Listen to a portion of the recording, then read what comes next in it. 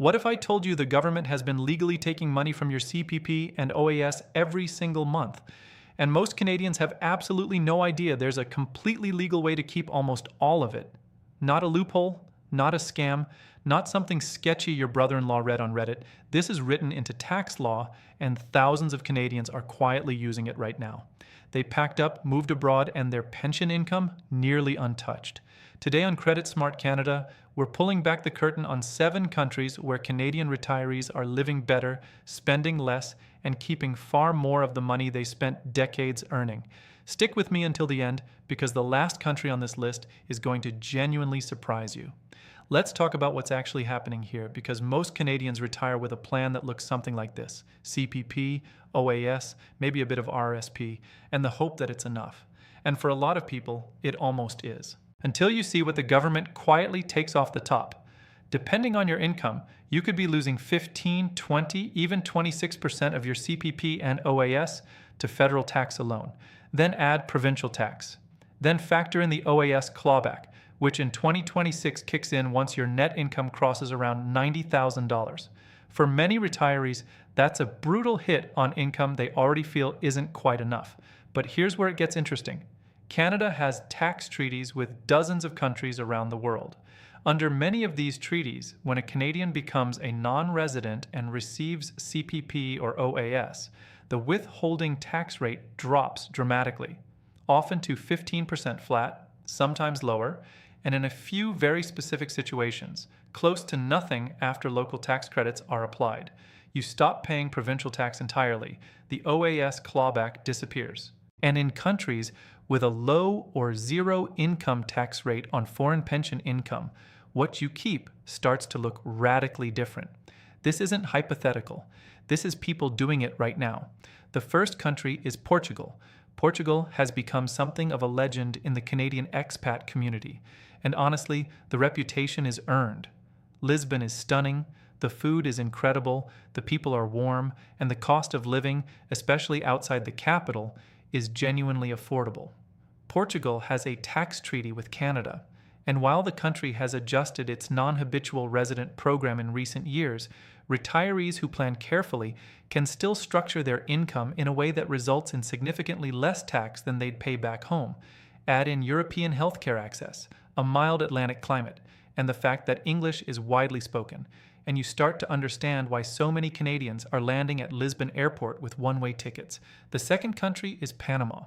Panama uses the US dollar, which immediately removes currency anxiety for a lot of retirees.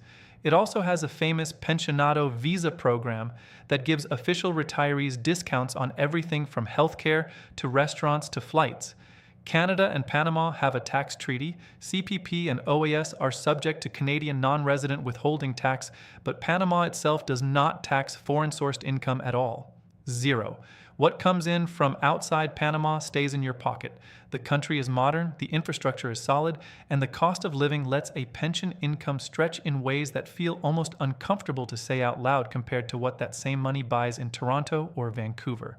Third on the list is Mexico, specifically places like the Lake Chapala region and the Riviera Maya corridor, which have become genuine Canadian retirement communities. Mexico does not tax Canadian pension income received by residents who are Canadian non-residents for tax purposes, and the Canada-Mexico tax treaty keeps withholding rates manageable. A retired couple living in Ajijic or Playa del Carmen can live comfortably. Real house, real meals, real life, on an income that would feel tight in a Canadian city. Add in private healthcare that costs a fraction of what it would in the US, and you have a combination that's very hard to argue with. Fourth is Malaysia. This one surprises people, and it absolutely shouldn't. Malaysia's My Second Home program has attracted retirees from around the world for years.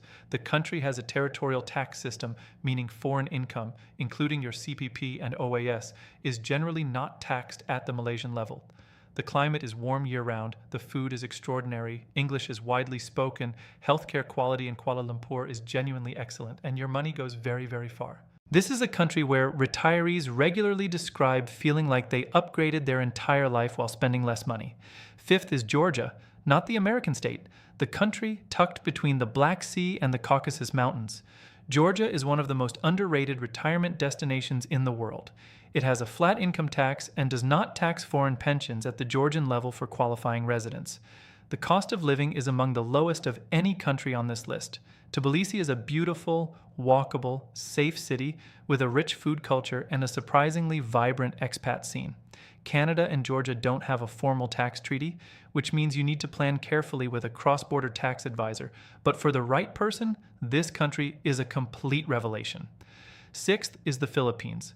Canada has a long, warm relationship with the Philippines, and tens of thousands of Canadians already have deep family and cultural ties there. The Philippines does not tax foreign-sourced pension income received by non-residents. The Canada-Philippines tax treaty sets the withholding rate on CPP at 15%. Healthcare costs are low, the lifestyle is relaxed, and for someone who already has a connection to the culture, the transition feels natural rather than jarring. The retirement visa program is also among the most accessible and straightforward in the region. Seventh, and this is the one I mentioned at the start, is Paraguay. Almost nobody talks about Paraguay, and that might be exactly what makes it special right now. Paraguay has one of the lowest tax rates in South America, levies no tax on foreign-sourced income, has no capital gains tax on international assets, and has a relatively easy residency process. It's not the most glamorous entry on this list, but for the financially focused retiree who wants to protect as much pension income as legally possible, Paraguay is quietly becoming one of the most interesting options in the world. Now, before you start packing boxes, there is something I need to say clearly. Because this is Credit Smart Canada, and we do not cut corners on the important stuff. Leaving Canada as a tax resident is not as simple as buying a plane ticket and telling the CRA you're gone. You need to sever residential ties properly. You need to file a departure return. You need to inform Service Canada about your change in residency. You need a cross-border tax advisor who understands both Canadian tax law and the laws of whatever country you're moving to. The planning is absolutely doable, but it has to be done right. Done wrong, you could end up owing Canadian tax on your worldwide income anyway, and that defeats the entire purpose. The opportunity here is real. The savings are real.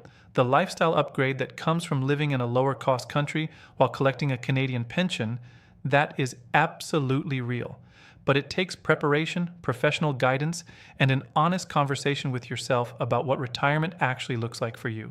If this video opened your eyes even a little, do me a favor. Hit that like button because it genuinely helps Credit Smart Canada reach more Canadians who need this information. Subscribe if you haven't already because we go deep on the financial topics that actually affect your life. And drop a comment below telling me which country surprised you most. I read every single one. Until next time, keep more of what you earned. You worked hard for it.